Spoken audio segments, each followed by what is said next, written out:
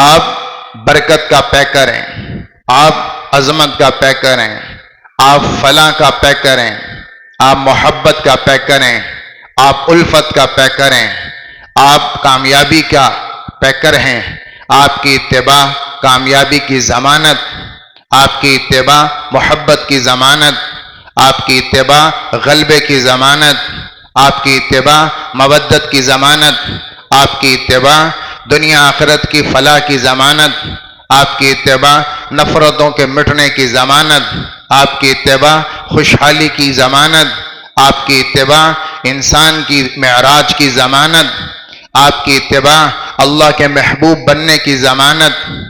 جو آپ سے جڑتا چلا جائے گا وہ دنیا آخرت کی فتوحات اور کامیابیاں پاتا چلا جائے۔ اللہ تعالیٰ مجھ سے آپ سے چاہتے کیا ہیں؟ اپنے نبی کے بارے میں چاہتے کیا ہیں؟ نبی تو اللہ نے بھیجا، امت بھی اللہ نے بنائی، لیکن مطالبہ کیا ہے اپنے نبی کے بارے میں؟ اللہ کا اپنے نبی کے بارے میں امت سے جو مطالبہ ہے وہ بہت بڑا مطالبہ ہے۔ وہ مطالبہ یہ ہے فَلَا وَرَبِّكَ لَا يُؤْمِنُونَ حَتَّى يُحَكِّمُوكَ فِي مَا شَجَرَ بَيْنَهُمْ۔ قسم ہے تیرے رب کی کہ تم مومن نہیں ہو سکتے جب تک اپنی زندگی کے فیصلوں میں اللہ کے نبی کو حاکم نہ مانو، جب تک اللہ کے نبی کو حاکم تسلیم نہ کرو اور آپ کے فیصلوں پر نہ آؤ اور آپ جو فرما دیں اسے کھلے دل کے ساتھ تسلیم نہ کرو، اس وقت تک قسم ہے تیرے رب کی تم ایمان والے نہیں ہو سکتے۔ اللہ صرف محبت نہیں چاہتا، صرف شان بیان کریں یہ نہیں چاہتا۔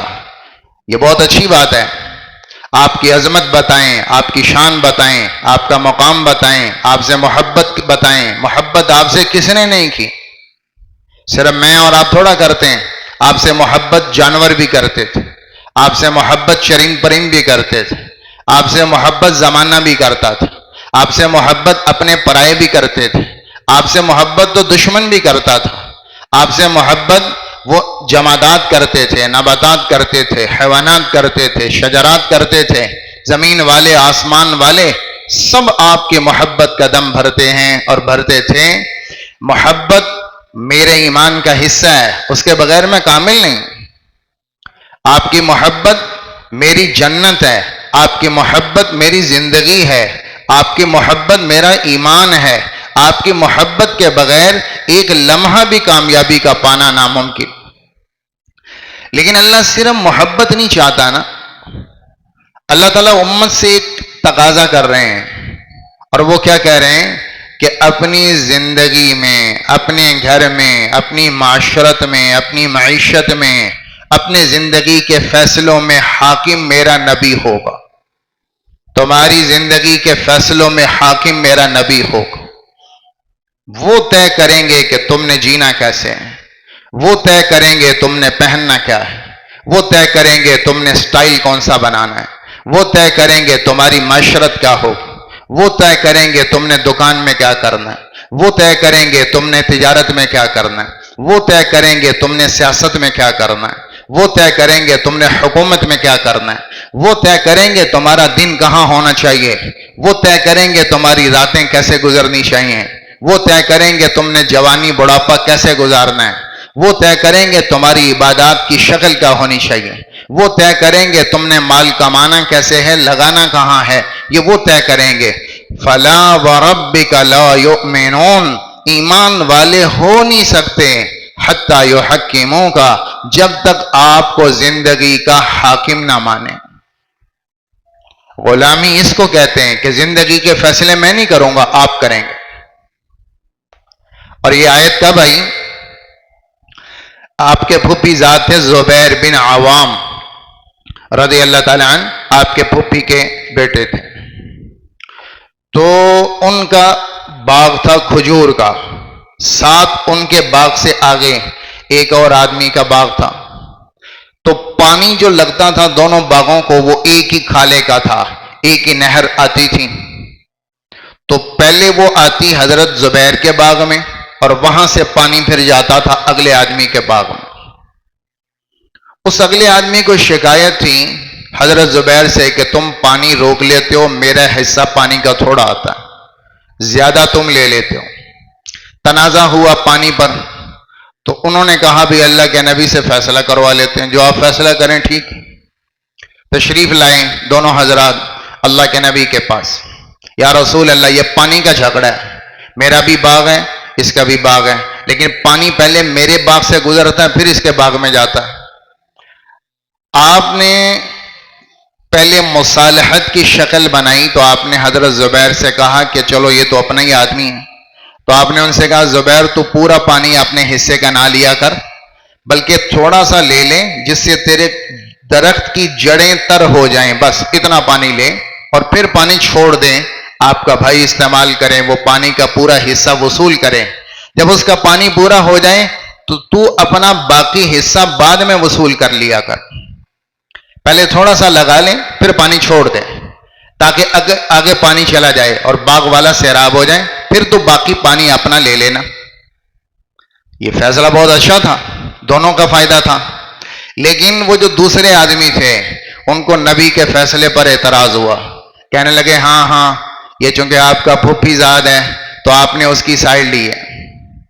زبیر آپ کا پھوپھی زاد ہے تو آپ اس کی طرفداری کر رہے ہیں. یہ غیر جانبدارانہ فیصلہ نہیں ہے، آپ نے اپنے رشتہ دار کی رعایت کی ہے. جب انہوں نے نبی کے فیصلے پر اعتراض کیا تو آپ نے پھر جو صحیح فیصلہ بنتا تھا پھر آپ نے وہ کیا. آپ نے کہا زبیر اب پہلے تو اپنا پورا پانی وصول کر اور پانی روک لے، اتنا روک کہ پانی چڑھتا چڑھتا چڑھتا تیرے باغ کی دیواروں تک پانی چلا جائے. جب تو اتنا بھر لے پھر اس کے ہاں پانی چھوڑنا جتنا بھی ملے اس کا. کہ یہ فیصلے پہ راضی نہیں تو جاؤ جہاں سے مرضی فیصلہ کروا لو. اس پر اللہ نے یہ آیتیں اتاری، قسم تیرے رب کی، قسم تیرے رب کی. یہ ایمان والے نہیں ہو سکتے جب تک فیصلہ آپ کریں اور یہ اس فیصلے کو دل کی رضا کے ساتھ تسلیم نہ کریں، تب تک یہ ایمان والے نہیں ہو سکتے. آپ فیصلہ کریں گے اور پھر فیصلہ جو آپ کر دیں وہ چاہے مفاد میں ہے چاہے مخالفت میں ہے، ثم لا يجدوا في انفسهم حرجا مما قضيت ويسلموا تسلیما. آپ جو فیصلہ کریں اسے دل کی خوشی سے مانیں، تب یہ ایمان والے ہیں. اگر چون چراں کریں گے آپ کے فیصلے پر اور اعتراض کریں گے، دل کی ناراضگی کا اظہار کریں گے، تو تیرے رب کی قسم یہ ایمان والے نہیں.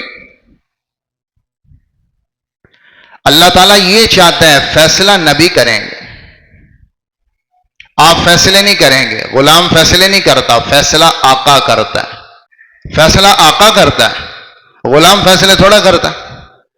زبان سے ہم کہہ رہے ہیں ہمارے مولا، ہمارے آقا، ہمارے بڑے، ہمارے محبوب، ہم ان کی امت، ہم خادم، ہم جانثار، ہم وفادار، ہم قربان، ہم آپ پہ قربان. لیکن فیصلے اپنے خود کر رہے ہیں. میں نے پہننا کیا ہے میری مرضی، کھانا کیا ہے میری مرضی، نکاح کیسے کرنا ہے میری مرضی، شادی کیسے کرنی میری مرضی، تہذیب کون سی میری مرضی، ثقافت کون سی میری مرضی، دن کیسا میری مرضی کا، رات کیسی میری مرضی کی. 24 گھنٹے کی زندگی میں نبی ہے ہی نہیں. ایک فیصلہ اللہ کے نبی سے نہیں کروا رہے اور کہہ رہے ہیں آپ آقا ہم غلام. تو کیسا غلام ہے؟ غلام کے ہاتھ میں فیصلے کی پاور نہیں ہوتی، غلام کے فیصلے آقا کرتا ہے.